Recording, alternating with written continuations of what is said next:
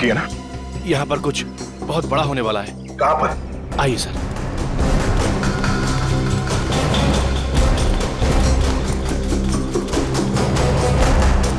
Sir, इस तरफ है वो लोग।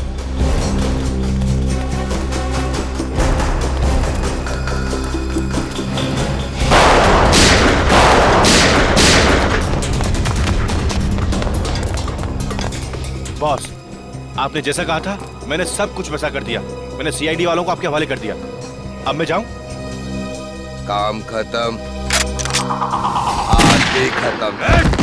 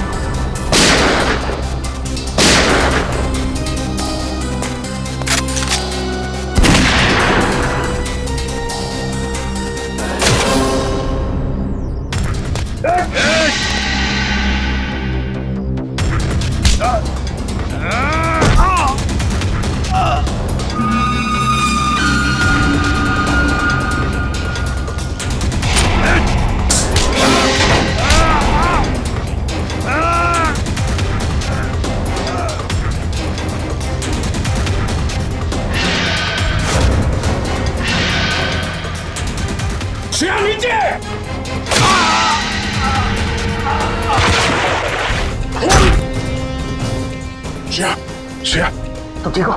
हाँ सर, मैं सर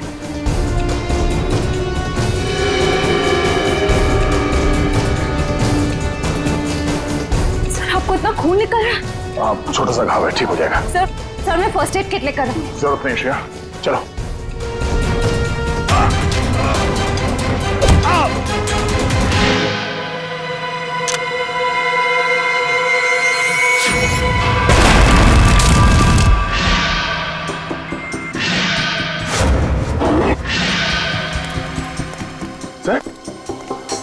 क्या हुआ?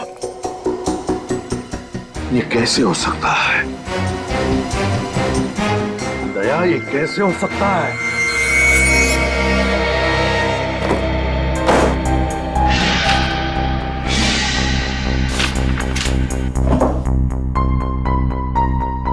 रानी, एसीपी साहब को कौन सी बात परेशान कर रही है? कुछ बता भी नहीं रहे। सर, मैं पूछ के देखूं? अरे नहीं नहीं, मूड खराब है, डांट देंगे।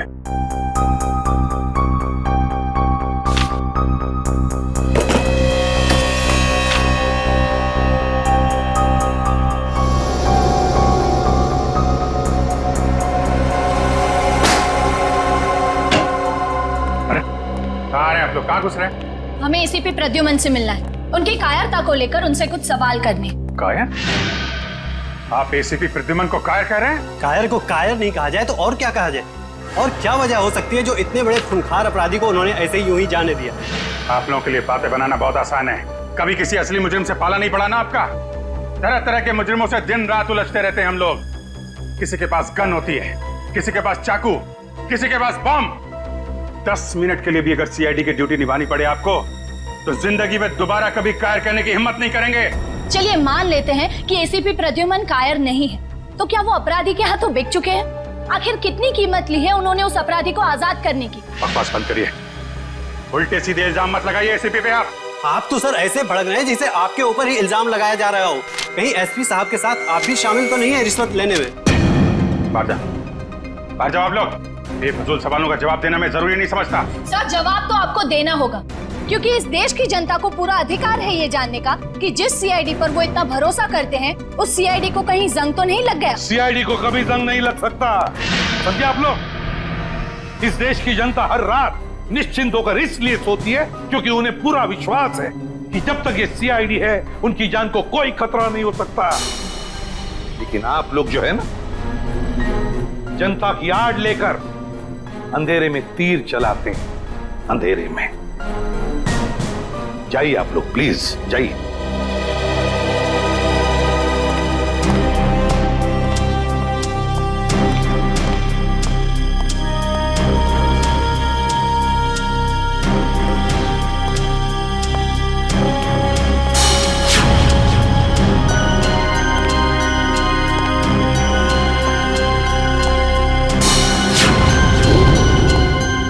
एसीपी, कुछ ले दे के मामला खत्म करना।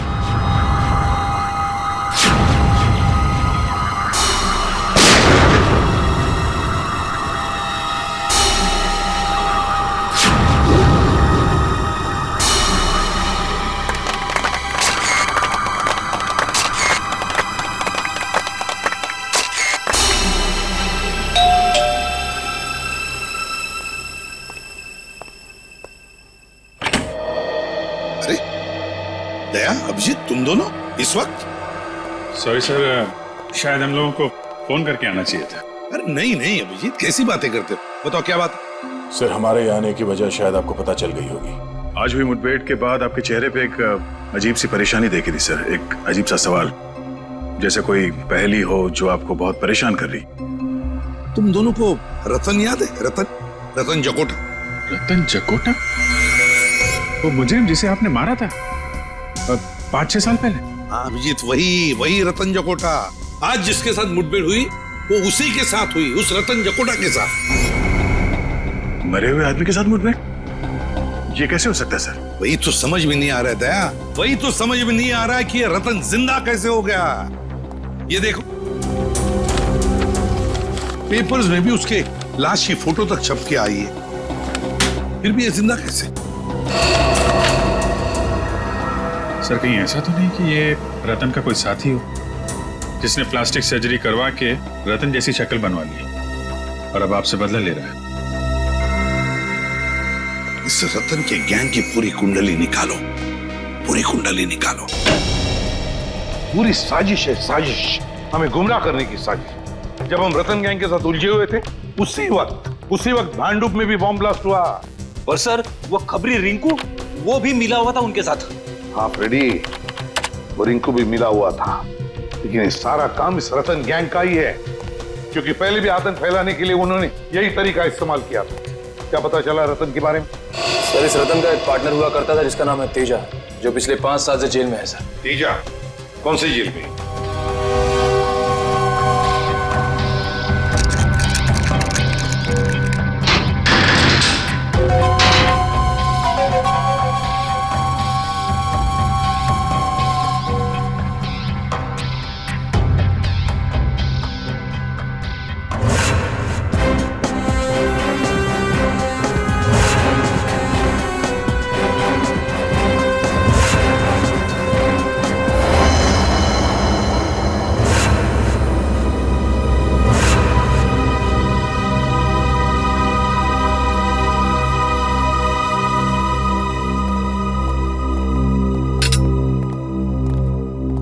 सर, ये है मिस्टर बलवंत, तेजा के वकील। मिस्टर बलवंत, ये है एसीपी प्रद्युमन। अरे भाई, इन्हें कौन नहीं जानता। खैर, अब मैं चलता हूँ, मेरी एक जरूरी मीटिंग है।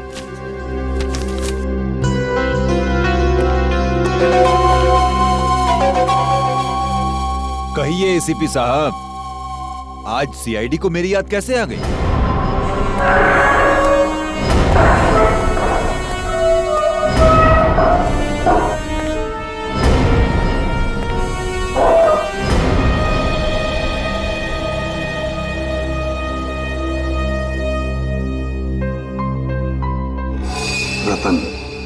रतन मेरा पार्टनर था, मैं उसे कैसे भूल सकता हूं? आप ही की गोली का शिकार होकर वो इस दुनिया से उठ गया था। जिंदा है, जिंदा है रतन। क्या रतन जिंदा है? ऐसा कैसे हो सकता है? 5 साल पहले आप ही ने तो गोली मारी थी उसको। हाँ, मैंने ही गोली मारी थी उसे, लेकिन कल ही देखा मैंने उसे। कैसे हो सकता है ऐसा? किसी मरे हुए आदमी को आप कैसे देख सकते हो सर? जरूर आपने उसकी आत्मा देखी होगी। मजाक करने के मूड में नहीं हूं मैं तेजा, समझे? रतन के बारे में और क्या क्या जानते हो? क्या क्या जानते हो रतन के बारे में? जल्दी बताओ। मैं कैसे कुछ जानूंगा सर? 5 साल से तो मैं यहाँ जेल की सलाखों के पीछे सड़ रहा हूँ सर। 5 साल पहले तुम दोनों जहां जहां मिलते थे, उन जगहों का नाम चाहिए मुझे। कोई एक अड्डा हो तब तो बताओ ना सर। जितनी बार वो मिलता था, हर बार अलग अलग जगह। कभी चूना भट्टी तो कभी भिंडी बाजार, कभी भिवंडी तो कभी माहिम सर। जेलर साहब, तेजा की अच्छी खातिरदारी करना।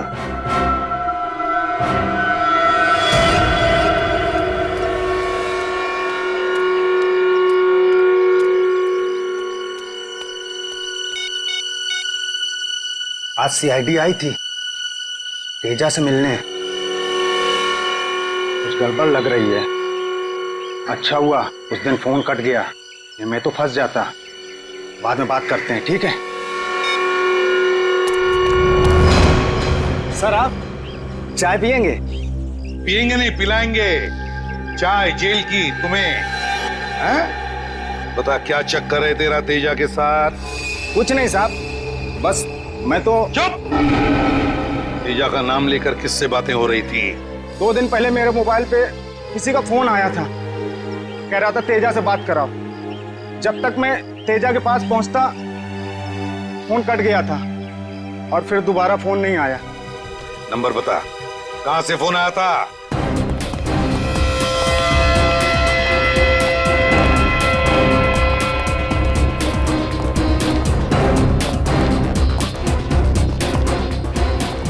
इसी तरफ फोन ट्रेस हुआ है सर। इस साइड? हाँ।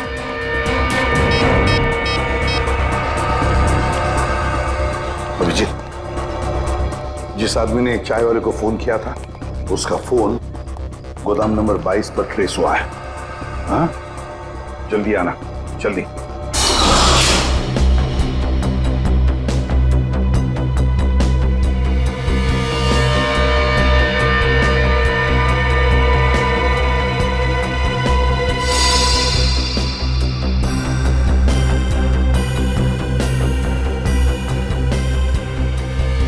सारी तैयारियां पूरी हो चुकी है भाई।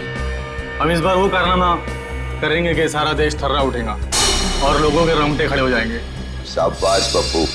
2 दिन बाद अखबार में बस एक ही हेडलाइन होनी चाहिए कि सारा शहर बॉम्ब के धमाके से थर्रा उठा। फ्रेडी, यहाँ पर बॉम्ब ब्लास्ट होने की प्लानिंग चल रही है।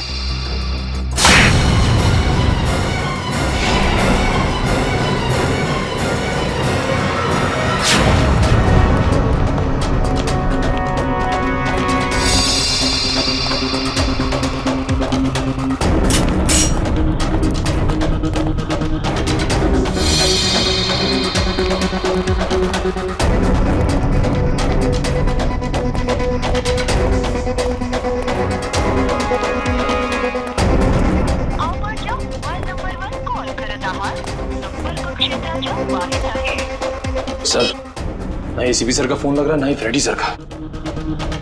इन गुंडों के साथ दोनों की मुठभेड़ तो नहीं हो गई?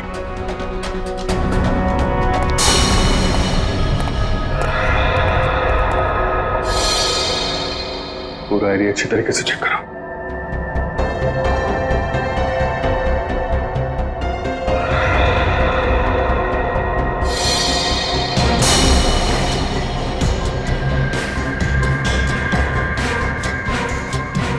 फ्रेडी?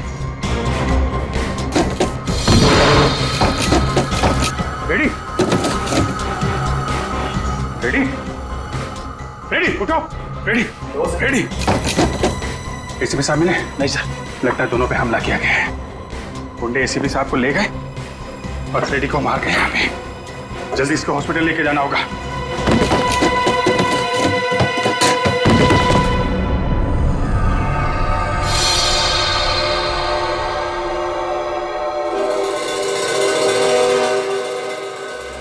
खुद पे शर्म आ रही है मुझे सर। मैं एसीपी सर के साथ था, फिर भी उनकी रक्षा नहीं कर पाया। पता नहीं वो गुंडे उन्हें कहां ले गए होंगे। खुद को दोष देने का क्या फायदा फ्रेडी? अच्छा जरा याद करो, बेहोश होने से पहले तुमने गुंडों की कोई बातचीत सुनी थी? किसी जगह का नाम लिया हो उन्होंने जहां वो एसीपी सर को ले जा सकते हैं? नहीं सर।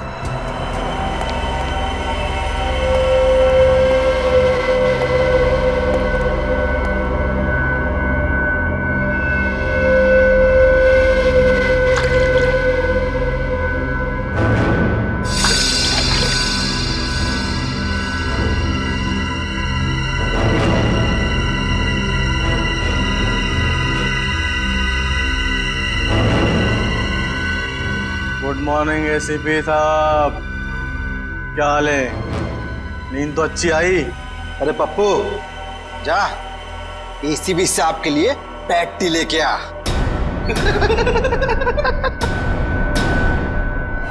कौन हो तुम? तुम्हारी मौत। मेरी मौत? एसीपी प्रद्युमन की जिंदगी इतनी सस्ती नहीं है, समझे? कौन हो तुम? बताओ क्या चाहिए तुम्हें? हम कौन है, क्या चाहते हैं, ये तुझे बहुत जल्द पता चल जाएगा एसीपी। पहले जरा बॉस को तो आने दे। कौन है तुम्हारा बॉस? कौन है तुम्हारा बॉस? रतन? रतन है तुम्हारा बॉस? अरे इतनी भी क्या जल्दी है जानने की एसीपी साहब, अभी तो फिल्म का इंटरवल हुआ है। विलन कौन है ये तुझे क्लाइमेक्स में पता चल।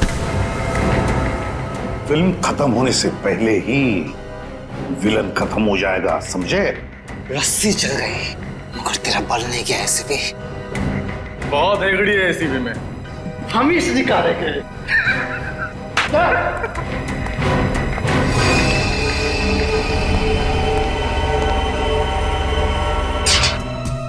एसीपी सर का फोन लगातार बंद आ रहा है। उनकी जान को खतरा है, न जाने किस हाल में होंगे वो। पंकज, पता चला? नहीं सर। सर, रतन के बारे में खास बात पता चली है। क्या? 8 साल पहले 2005 में रतन पिंजरपुर जेल में था। वहां के जेलर ने बताया कि उसे किडनी की बीमारी है और उसे हर हफ्ते डायलिसिस की जरूरत पड़ती है। डायलिसिस? इसका मतलब जेल से निकलने के बाद भी इलाज के लिए वो किसी न किसी डॉक्टर से जरूर मिलता होगा। निखिल, शहर के हर किडनी स्पेशलिस्ट से मिलो, पूछताछ करो। हमें जल्द से जल्द रतन तक पहुंचना है।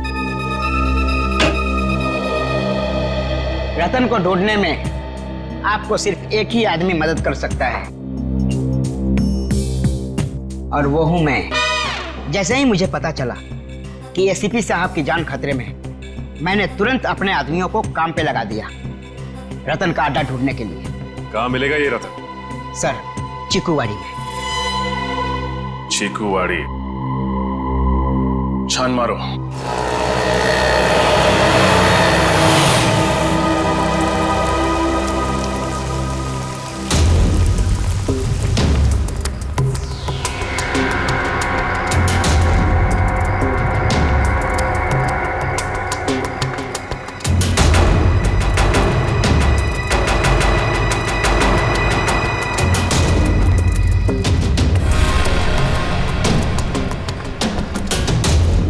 सर, ये अड्डा तो काफी बड़ा है।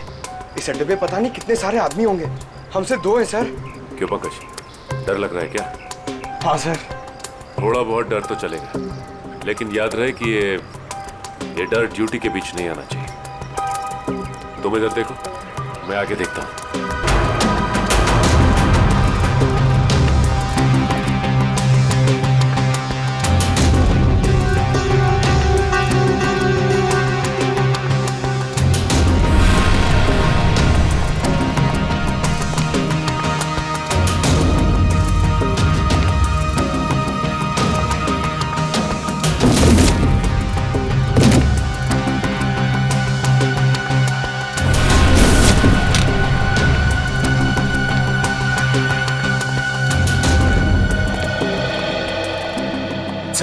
और कोई नहीं है। इसे कहते हैं खोदा पार निकला ढेचू। उसकी इंफॉर्मेशन गलत थी सर। नहीं पंकज, उसकी इंफॉर्मेशन गलत नहीं थी। ये चाय के ग्लासेस, इसका मतलब यह है कि रतन और उसके साथी यहां पे थे, लेकिन हम लोग थोड़ी देर से पहुंचे। आसपास जरूर कोई चाय की दुकान होगी, वहां से पता चल जाएगा। ये रही चाय की दुकान। हो सकता है रतन के साथियों ने चाय यहीं से मंगाई। साहब, चाय पीनी है तो छुट्टे पैसे देने पड़ेंगे, पहले ही बता रहे हैं। अरे भाई साहब, पर कुछ नहीं साहब। आप जैसे सेठ लोग आते हैं और चाय पी के बाद में 1000 का नोट देते हैं। आप ही बताइए साहब, मैं गरीब आदमी हूँ, कहाँ से पैसे खुले दूंगा? भाई साहब, हम लोग यहाँ पे चाय पीने नहीं आए, हम लोग सीआईडी से। जी हाँ, सीआईडी से। आपसे कुछ पूछना है। पूछिए साहब। यहाँ बाई तरफ आखिर में जो घर है, वहाँ पे आपने कभी चाय दी थी? साहब, वहाँ से कोई आदमी आता था चाय लेने के लिए। वो आदमी दिखता कैसा था? उसका चेहरा याद है? साहब, चेहरा तो नहीं याद। कोई खास बात, कुछ तो याद होगा। साहब, साहब वो चाय लेने के लिए लेस्कॉट गाड़ी से आता था। लेस्कॉट गाड़ी से? देख ले, कभी इस आदमी को तुमने देखा लेस्कॉट गाड़ी में बैठे? नहीं साहब। गाड़ी का रंग याद है? कलर? गाड़ी का रंग साहब काला था। काले रंग की लेस्कॉट गाड़ी? अच्छा, ये नंबर याद है तुम्हें? नंबर क्या था? अरे साहब, वो कौन सी मेरी भैंस चुरा ले गया था जो मैं उसका नंबर याद रखूं? और कुछ याद है गाड़ी के बारे में? उसकी गाड़ी का नंबर लाल था, काला सफेद नहीं था साहब। लाल रंग का इस्तेमाल तो नई गाड़ी के नंबर प्लेट के लिए किया जाता है, टीसी नंबर। सर ये है शहर के सारे किडनी स्पेशलिस्ट और ये है डॉक्टर अविनाश जो जेल में रतन का इलाज कर रहे थे। ओ, मतलब रतन जब जेल के अंदर था तब उसका डायलिसिस आप ही करते थे? हाँ सर, मगर जेल से छूटने के बाद वो इलाज के लिए कभी आया नहीं मेरे पास। हो सकता है किसी और डॉक्टर के पास जाता रहा सर। ये रतन है, आप में से किसी के पास तो आता ही होगा। आपके पास? नहीं सर, मेरे पास नहीं आया था।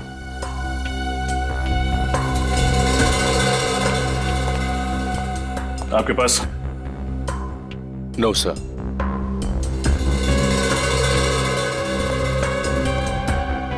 डॉक्टर देवेंद्र, फोटो देखते ही आपका चेहरा सफेद पड़ गया। आपके पास आता था? नहीं तो। डॉक्टर साहब, आपको डरने की जरूरत नहीं, जो कुछ भी है खुल के बताइए।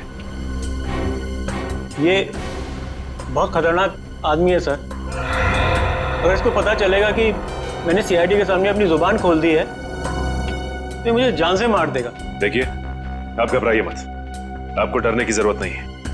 आपकी सुरक्षा की जिम्मेदारी हमारी है। आप सिर्फ ये बताइए कि ये आदमी कब आया था आपके पास? ये नहीं आया था, मैं गया था इसके पास। एक दिन अचानक मेरे घर पे कुछ गुंडे आए और मुझे जबरदस्ती उठा के ले गए इसके चेकअप के लिए। कहाँ ले गए थे वो आपको? पता नहीं सर, उन लोगों ने मेरी आंखों में पट्टी बांध दी थी। बड़ी अजीब सी जगह थी। कुछ तो याद होगा आपको, कैसी थी वो जगह? या फिर कुछ भी अजीब लगा हो आपको, या कोई आवाज? हाँ सर, मुझे उस जगह पे एरोप्लेन के उड़ने की आवाज आ रही थी हर 5 मिनट बाद। एरोप्लेन की आवाज? मतलब वो जगह एयरपोर्ट के आसपास है। पूरा एरिया छान मारेंगे। और उस चाय वाले ने बताया था ना, काली लेस्कॉट गाड़ी के बारे में, जिसका नंबर प्लेट लाल रंग का है। ऐसी गाड़ी कौन चलाता है ये आरटीओ से पता चल जाएगा।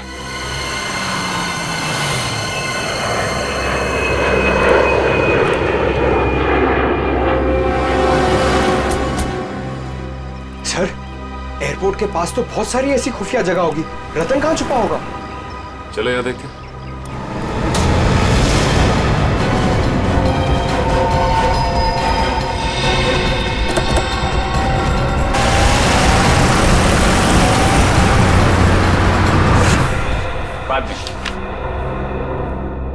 Excuse me. जी कहिए। पिछले महीने में कितनी लेस्कॉट गाड़ियां खरीदी गई है, इसके बारे में जानकारी चाहिए। ये आरटीओ ऑफिस है भाई साहब, ऐसे ही किसी को भी इंफॉर्मेशन नहीं दे सकते। कोई भी मुंह उठाकर चलाए और हम उसे इंफॉर्मेशन दे दें। सीआईडी? आप लोग सीआईडी से हैं? आप लोग बैठिए ना। सुनो, लस्सी बुलाओ। लस्सी छाछ मत दीजिए, सवाल के जवाब दीजिए। जी 1 मिनट।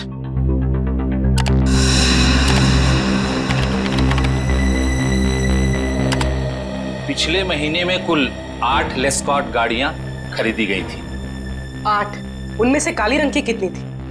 कुल 5 गाड़ियां थी मैडम। 5 काली लेस्कॉट गाड़ियां। ये पांचों गाड़ियां किस किस ने खरीदी हैं? राजीव, सरताज, आर्यन, बलवंत कुमार। बलवंत कुमार तो तेजा का लॉयर है ना, उसका केस लड़ रहा है। हाँ सर। इस बलवंत कुमार का एड्रेस क्या है? पूरा घर अच्छे से छान मारो।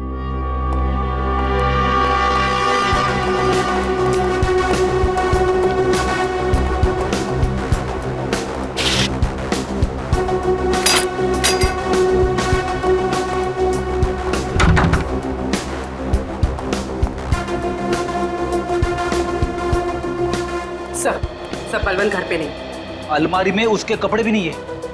मतलब बोरिया बिस्तरा बांध कर रफू चक्कर हो गया है बलवंत। एयरपोर्ट, रेलवे स्टेशन, सभी चेकनाकों पर खबर कर दो। बलवंत बचकर भागना नहीं चाहिए।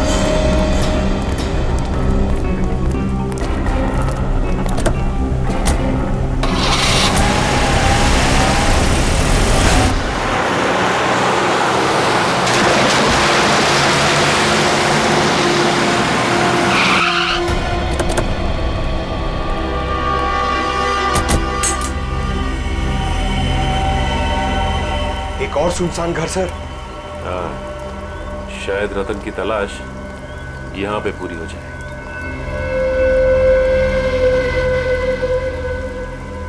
सर, दरवाजा तो खुला हुआ है। हाँ।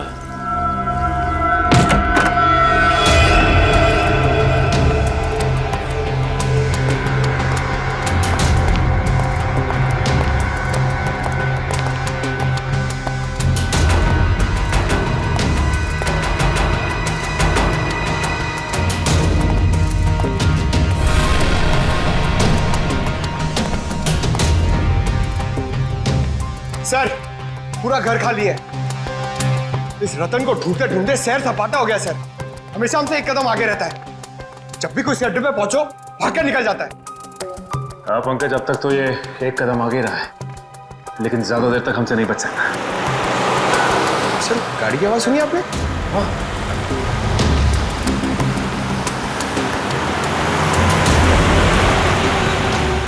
गाड़ी लेस्पॉट, ये गाड़ी तो उस वकील बलवंत की है। जरूर ये बलवंत रतन के बारे में जानता होगा। Hello Abhijit sir. शेर दहाड़ा तो नहीं ना? सीआईडी का शेर है, बहुत जोर जोर से दहाड़ा, मगर अब शांत बैठा है बेचारा। Very good. जब तक हमारा प्लान कामयाब नहीं हो जाता, इस शेर को ऐसी शांत बैठे रहने दो। एसीपी की शांति और हमारे बम का धमाका, क्या मस्त कॉम्बिनेशन है ना? बॉस, बम लगा दिया ना?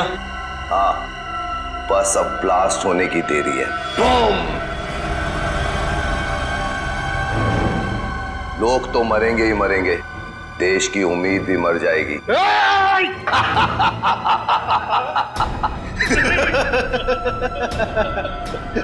फड़फड़ाओ एसीपी, फड़फड़ाओ। हाँ, फड़फड़ाओ। ये सीआईडी का सबसे खतरनाक खिलाड़ी है, इस पे नजर रखना। अगर ये पिंजरे से फुर्र हो गया ना, तो हम सब मारे जाएंगे, समझे? नजर रखना इस पर, नजर।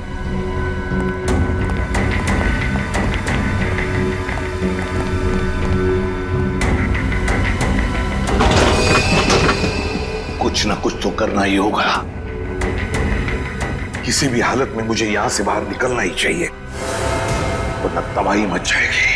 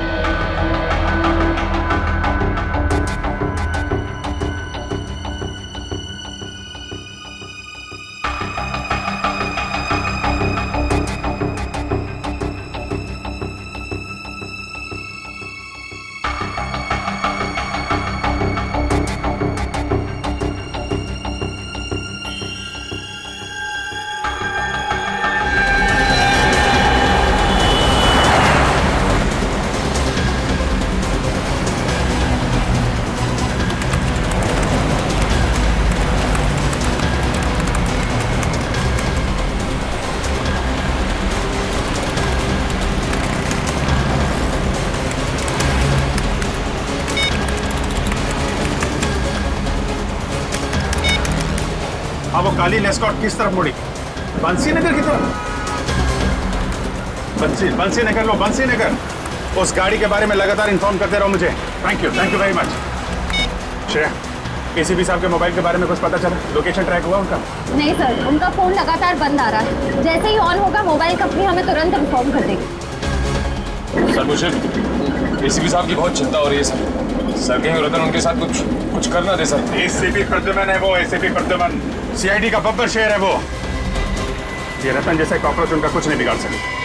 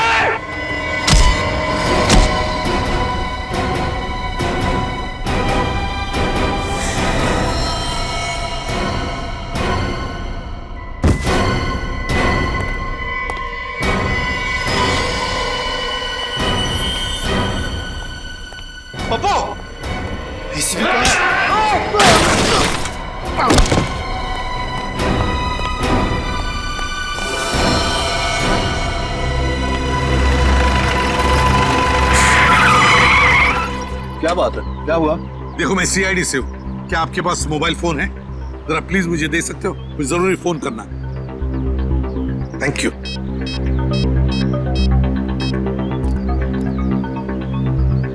Hello Abhijit. Hello sir. Sir आप कहाँ हैं सर? मेरी बात ध्यान से सुनो। देखो शहर में एक बहुत बड़ा बॉम्ब ब्लास्ट होने वाला है। हजारों लोगों की जाने जा सकती है। किसी भी हालत में हमें ये ब्लास्ट रोकना ही होगा। Oh my God. आपको कुछ पता है सर? ये बॉम्ब कहाँ फटने वाला है? नहीं अभिजीत, मुझे पता नहीं कहाँ पर होगा ये ब्लास्ट, लेकिन इतना पता है कि एक बहुत बड़ा इवेंट होने वाला है जिसमें देश की बड़ी बड़ी हस्तियां आने वाली हैं। कुछ भी हो सकता है अभिजीत, पता लगाओ किसी भी हालत में कहाँ पर है ये बॉम्ब। मुझे आप 2 मिनट दीजिए, मैं पता करता हूँ ऐसा फंक्शन कहाँ पे होने वाला है। हाँ मैं तुम्हें बाद में फोन करता हूँ। ओके सर, अपना ख्याल रखिएगा सर।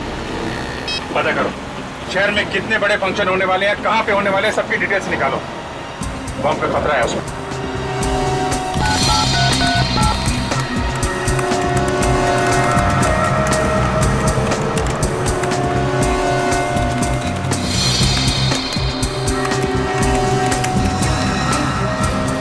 ठीक है सर, अंधेरी में एक फंक्शन है जो आर्मी ऑफिसर्स की शान में रखा गया है। सर दूसरा फंक्शन जूम में है, वहाँ पे मेडिकल कॉन्फ्रेंस है। देश विदेश के बड़े बड़े न्यूरोलॉजिस्ट अपना रिसर्च शेयर करने के लिए आए हैं। जूम में सर एक फंक्शन तो बड़ा ही हाई प्रोफाइल अवार्ड फंक्शन है सर। कौन सा? इस फंक्शन में देश को तरक्की की राह पे ले जाने वाले लोगों को सम्मानित किया जाएगा। बड़ी बड़ी हस्तियां आएगी वहाँ पे, इंडस्ट्रियलिस्ट, बिजनेसमैन, पॉलिटिशियंस, खिलाड़ी, फिल्म स्टार्स वगैरह। यही फंक्शन है फ्रेडी, यही फंक्शन है। कहाँ पे होने वाला है? इंडस्ट्रियलिस्ट, बिजनेसमैन, पॉलिटिशियंस, खिलाड़ी, फिल्म स्टार्स वगैरह। यही फंक्शन है फ्रेडी, यही फंक्शन है। कहाँ पे होने वाला है? इसी कला केंद्र। ठीक है तुम जल्दी से जल्दी वहाँ पहुँच जाओ, मैं भी वहीं पे मिलता हूँ तुम्हें। केपी कला केंद्र लेना जल्दी, केपी कला केंद्र।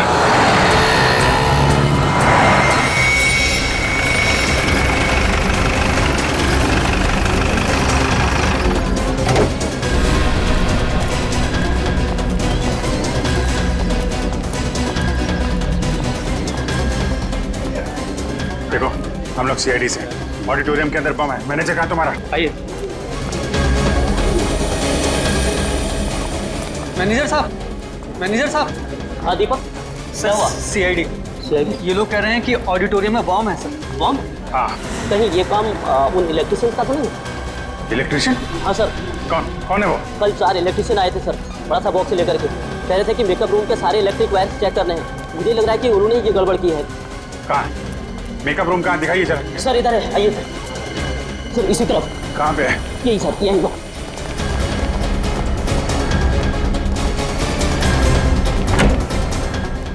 यही वाला।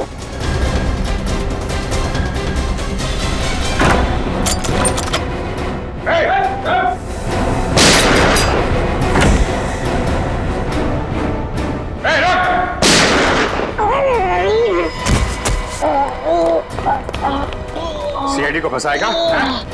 बोल बोल बम कहाँ है? बोल। सर बम के बारे में कुछ भी नहीं पता सर, केवल इतना पता है कि 5:30 बजे बम फूटेगा। मैं तो बस बचने के लिए भाग रहा था सर।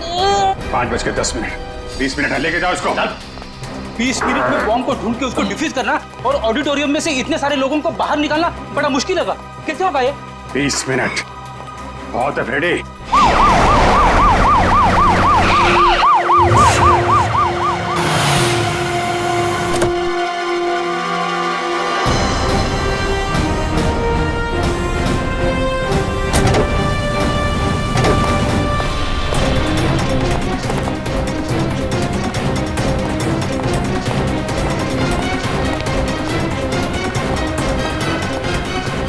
बिल्डिंग का चप्पा चप्पा छान मारो, लोगों को ऑडिटोरियम में से बाहर निकालो, पीछे वाले दरवाजे से। अभिजीत चलो जल्दी। आइए इस तरफ राइट में, आराम से आराम से।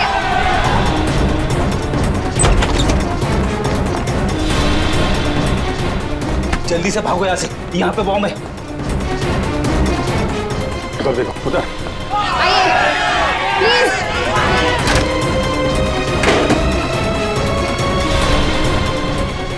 जरा ये देना।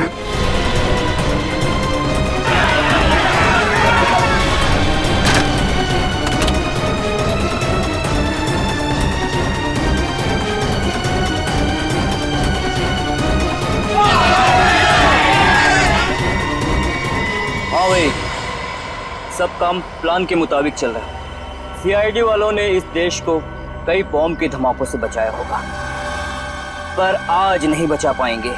आज एक बार इस देश में फिर दिवाली होगी, आंसुओं की दिवाली।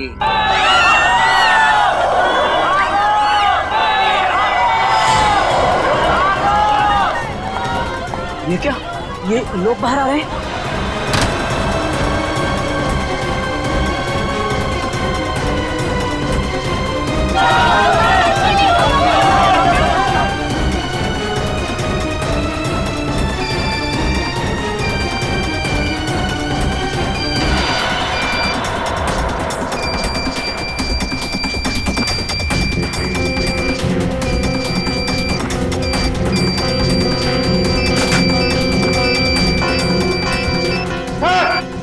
हाँ अभिजीत,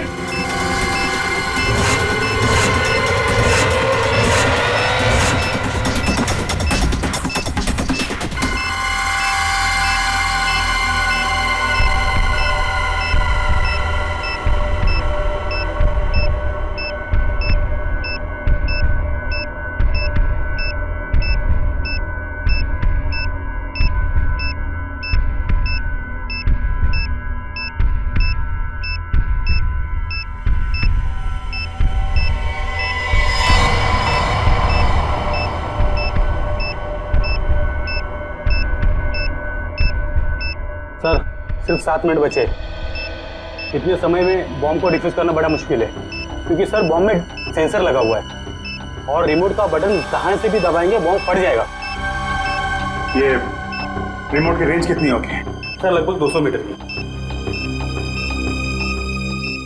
200 मीटर। ये सीआईडी वाले भी ना बिन बुलाए बरातियों की तरह मरने के लिए चले आते हैं। आज इनके शहीद होने का सपना पूरा किए देता हूँ।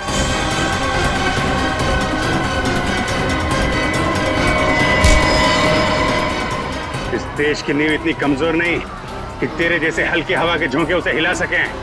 बहुत फिक्र है तुझे इस देश की और इस देश में रहने वाले नागरिकों की। भले चाहे रिमोट छीन ले, अब 5:30 बजने में सिर्फ 3 मिनट रहेंगे, 3 मिनट। और दुनिया का कोई भी बॉम्ब स्क्वाड इस बॉम्ब को डिफ्यूज नहीं कर सकता। मारा। 3 मिनट है ना? 3 मिनट में तो तुझे मैं 30 बार ऊपर भेजूंगा। बोल, बॉम्ब कैसे डिफ्यूज करते? बोल। बॉम्ब के ऊपर लगी प्लेट को सुपर मैग्नेट से कनेक्ट करेंगे तो बॉम्ब का सर्किट ब्रेक हो जाएगा और डिफ्यूज हो जाएगा।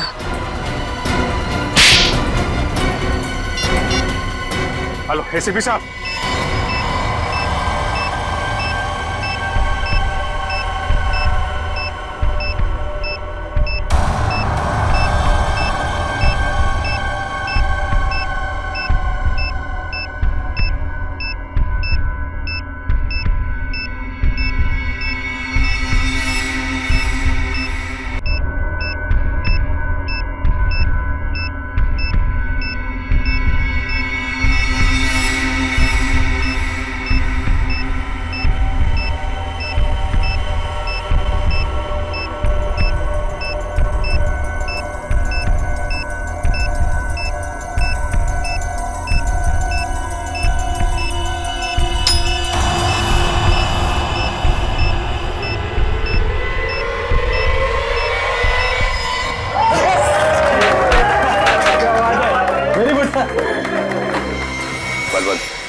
मेरा ये देश छोड़ने का जल्दी से जल्दी इंतजाम करो।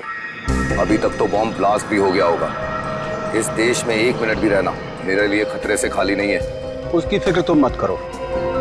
ये रहा तुम्हारा बोर्डिंग पास और ये पासपोर्ट। अगले 3 घंटे में तुम्हारी फ्लाइट है जो तुम्हें यहाँ सीधा जिनेवा पहुंचाएगी। उसके बाद इस देश का कानून तुम तक कभी नहीं पहुंच पाएगा।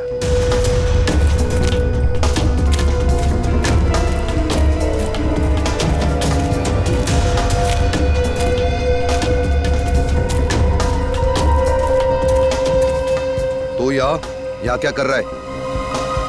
तुझे तो प्लान के मुताबिक इस वक्त प्लान के मुताबिक तो बहुत कुछ करना चाहते थे तुम। सीआईडी वालों ने आज तक बड़े बड़े प्लान्स की खिचड़ी बनाकर उन्हीं को खिला दी है जिन्होंने प्लान्स बनाए थे, समझे?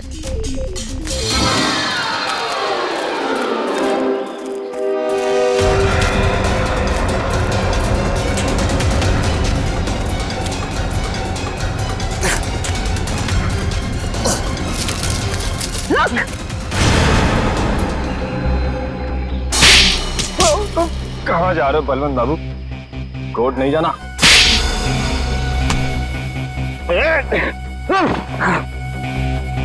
कहाँ भाग रहे हो? हाँ? तुझसे तो हमें पिछले 5 साल का हिसाब लेना है।